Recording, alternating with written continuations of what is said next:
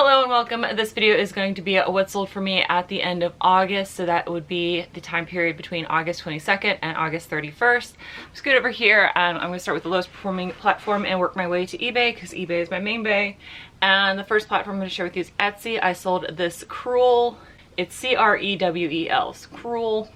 It is a popular embroidery technique where you embellish things like pillows and blankets, and then also wall art as well. And this pillow sold for $35 on Etsy. I have it set so anything $35 and up is free shipping. This shipped priority for around $8, so I made a really nice profit because I only paid a couple dollars for this at an estate sale. So, you know, $25 for a pillow. Great.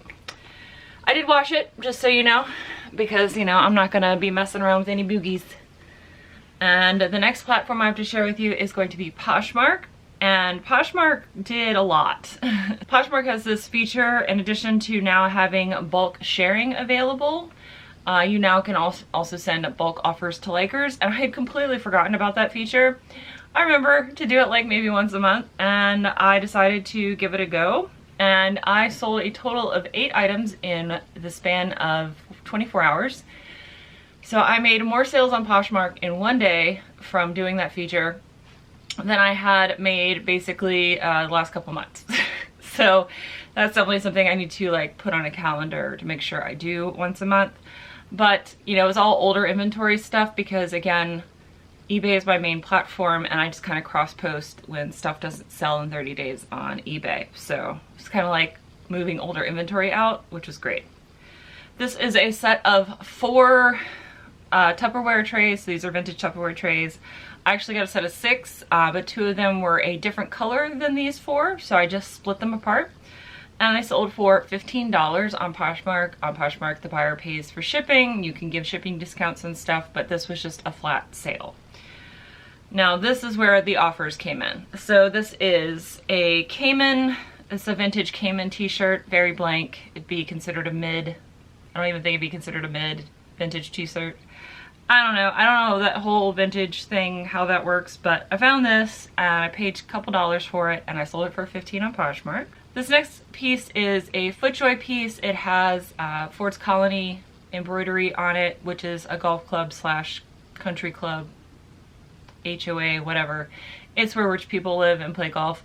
And I picked this up when I did the collab with Matt, Amber, and Lot of Josh, just kind of like prove that Matt's manifesto is actually a really good guide. And it sold for $14 on Poshmark, and I did give a shipping discount for this piece. This is something I've had for a very long time. This is actually a picture from like my first light box that I bought, which actually had fabric instead of the vinyl. I prefer the vinyl because it doesn't show as much dust. You could just let roll it and it's all gone. You don't care about that. I actually paid $2 for these and sold them for $15 on Poshmark. This I was just excited to get rid of and get my money back. This is a Pyrex. It's new old stock. This is like from the early 70s, late 80s, or late 70s, early 80s. Got it. I paid $1 for this and it sold for $7. Poshmark takes $2.95 out of sales, $15 or less.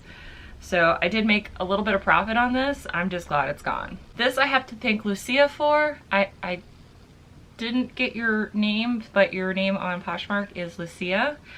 She bought this from me when I sent out offers to likers and sent me a very lovely message saying that she watches my videos. So if you are watching this one, Lucia, thank you very much for buying this. Berenstain Bears are have a warm place in my heart, and I really hope that you like this mug. I was very tempted to keep it.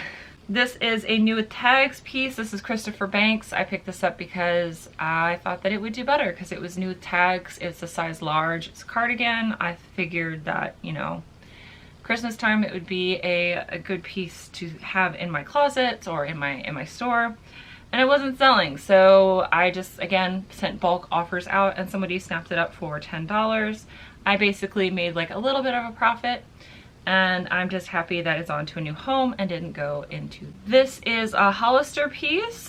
This is something I got for free from my friends Ernie and Carolyn when Carolyn cleaned out her closet. So this is 100% profit. It sold for $10 with a shipping discount. And another piece that I bought when I was doing the collab with Matt, Amber, and Lot of Josh. This is Hickey Freeman. This is Hickey Freeman Golf. Again, I thought that this would do really well. It's 100% merino wool. It had no flaws, and it was a 2XL. And it did sell for $21, and I was really happy to see that go. And yet again, another piece from the Air Force retiree estate sale. I actually paid less than $1 for this piece and sold it for $10 on offer. So that was awesome. Again, that was great. I don't think, if I could do that level of business on Poshmark every month, that would be amazing. So again, I just need to set a weekend and make sure I send offers to likers on a weekend. You know what? I should probably do it for Labor Day. That makes a great idea. That I'm gonna set it for Labor Day this month. That's a great idea. I'm glad I had it. This piece is a vintage piece. We're moving on to eBay, by the way. And this is peak 90s Y2K. This is another piece, just like the tribal flame, like 3/4 thing from my last video. Again, another piece that I got a bunch of watchers on, and I got a bunch of people sending me lowball offers on, and I just declined them because if it's going to get that much attention, I'm going to get a full price sale for that. I did send out 20% off offers, and nobody took me up on them, so it ended up selling for full price for $19.87. This is peak Flavortown. If you know, you know. This is something I found at a Goodwill. I paid a few dollars for it. I like to try to save the vintage mixing bowls for like the vintage mixers and stuff from getting smashed and trashed, because there are fewer of them as we continue on with time, as time moves on. So I do know people are looking for these, and I did make a nice profit from this. Someone paid me my full asking price of $17.87 and paid $15 for shipping. This is the second time I sold this double RL piece. I sold it once for on offer, and I sent them a 20% off offer, so I sold it for like 50 something. The first time the guy got it, tried it on, said it didn't fit, sent it back. I said no worries, I put it back up, and it sold for my full asking price this time of $69.87, and the buyer paid $5.50 for shipping. This is great. This is the only time I found double RL at the thrift stores, and I definitely always look out for it. And the reason why I was able to scoop this one up is because this was actually in the women's section. So that was awesome. This is a vintage Hofbrauhaus Stein. I have bought and sold so many of these mugs over the years. The ones that have the lids sell for more. The ones that have the West Germany stamp on the bottom of them also sell for more. This had neither of those, but I still picked it up because it was $1.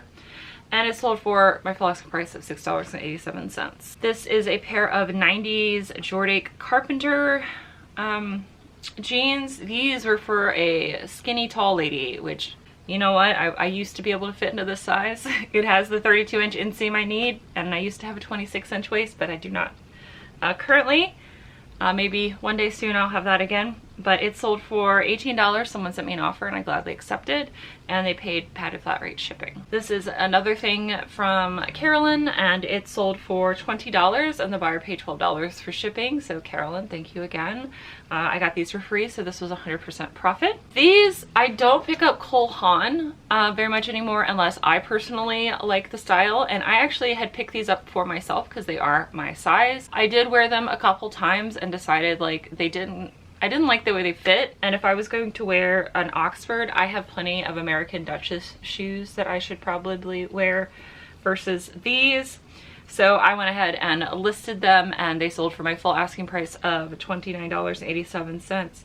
I do recommend that if you're going to pick up Cole Haan or interested in picking up Cole Haan, to run your sell-through metrics. I will say that the Wingtip and Oxford Grand OS do have a better sell-through rate than most of the other Cole Haan shoes. This is something that I've thought about keeping for myself because, again, another beautiful green cardigan. This thing was so soft, but I also don't wear stuff like this, despite how gorgeous it is and how it looks like something that I would totally wear and kind of wanted to wear, but that's not really how I dress, so I just let it go for $19.90, and I did actually pick this up at a thrift store a really, really long time ago. I don't even remember where I picked it up at. I just know that I probably paid less than $5 for it.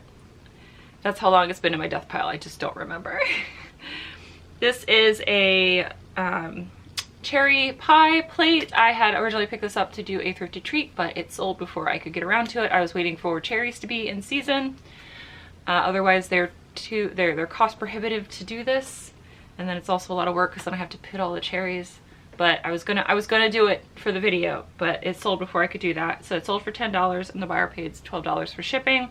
Don't worry, I have plenty of other pie plates with which to make thrifted treats. I just have to set time aside to do that level of filming. I do not pick up Michael Kors unless I get it for dirt cheap. This again is something that has been in my death pile probably for almost 3 years. I picked it up because this is like when you first started reselling, a lot of us were like picking up brands that we thought had resale value, but maybe necessarily didn't. And then when I realized that this wasn't something that had a whole lot of resale value, it went to the bottom of my death pile once I actually like looked up comps and stuff. But I did finally get around to listing it. I paid $4 for this at a Goodwill like 3 years ago, and it sold for $14.87 and the buyer paid for shipping. So I still actually made good profit. But I would not necessarily pick that up again unless I get it at the bins. This is another thing that was a mistake, but I didn't realize it was going to be a mistake. So this is retail arbitrage. I do like to go to Marshall's sometimes, which is a, you know, big box overstock store or whatever. And I went there and I picked up 2 sets of these volleyball knee pads, and then I also got some of the men's Under Armour underwear because those also sell really well if you can get them on super clearance at Marshall's. The underwear sold right away, but unfortunately I actually bought these in February of 2020. We all know what happened March 2020. So instead of these, like, instead of there being school sports for someone to want to buy this, the pandemic happened. So basically I just sat on these until sports happened again. But I'm really glad that I got my money back. I originally paid $6 for these, and again I had them for a couple of years, so I was perfectly happy just to recoup my original cost of goods and make a tiny bit of profit in the interim. Another amazing gift from the generous Carolyn and Ernie. These Fry boots, they sold for $65 and the buyer paid $10 for shipping. I have never found Fry to resell in my area, so this is my first time having Fry to resell, and it did very well. So I understand why reselling YouTube loves the brand, but unfortunately in my area I just rarely find it in a condition that I can resell it in. This was something that was in this eBay room. It was on my shoe rack, just kind of sitting there for no reason. So I listed them when I moved my shoe rack into the other room, because again I'm trying to reclaim all my house back and get rid of this death pile. So I listed these and they sold within like 48 hours of me listing them for $15.75 and the buyer paid $6.50 for shipping.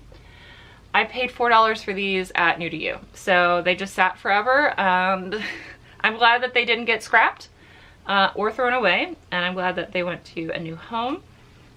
Another gift from Carolyn and Ernie. This is an express piece.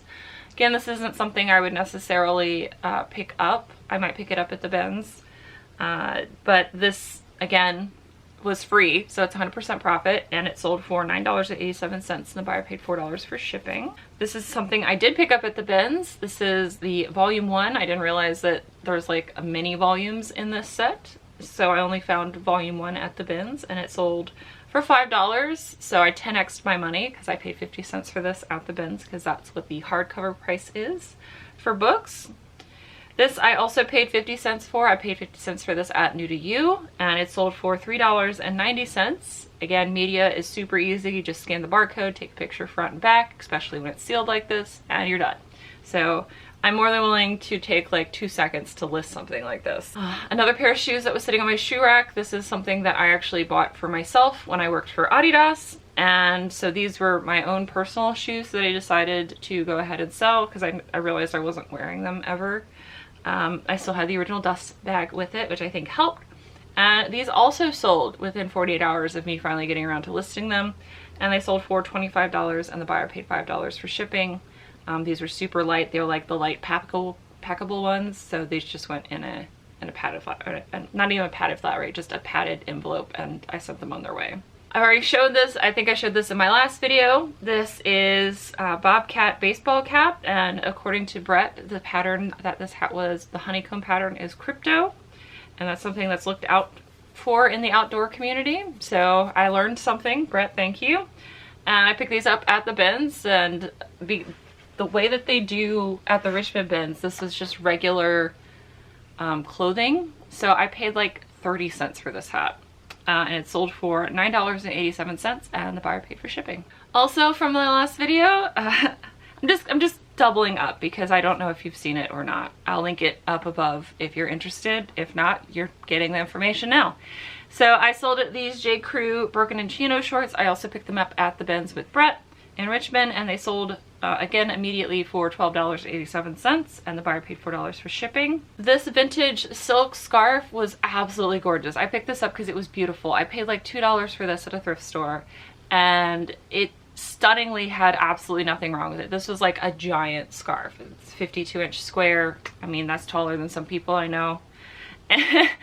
And it was just stunning, and it was been sitting in this death pile in this room for like the last few years, and I finally got around to listing it, and it sold immediately. So it sold for $12, and the buyer paid $5 for shipping. It had no brand attached to it.